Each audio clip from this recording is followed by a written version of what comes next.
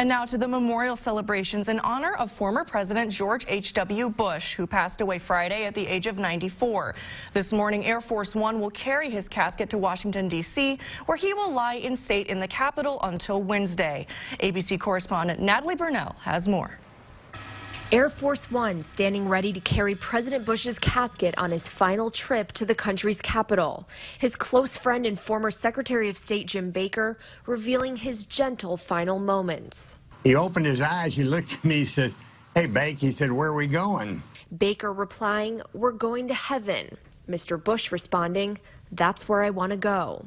His family also by his side in those peaceful hours. Almost every grandkid, and there are 17 grandkids, had a chance to either in person or by phone weigh in and express their love for this great man. Among those on the phone, his son, former President George W. Bush, who received George Sr.'s final words, "I love you too." President Bush will now lie in state in the nation's capital before being honored with two funerals, one at the National Cathedral in Washington, D.C., and a final service back in his home church in Houston on Thursday. He would treat everybody in Houston the same, with the same amount of respect. He loved Houston.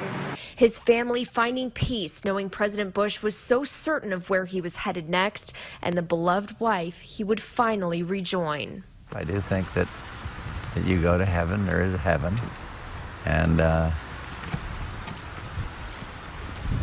don't fear it, though. When I was a little guy, I'd fear death.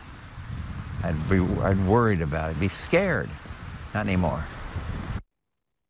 A custom train painted to look like Air Force One will take President Bush from Houston to College Station, where he will be buried next to his beloved wife, Barbara, and their late daughter, Robin.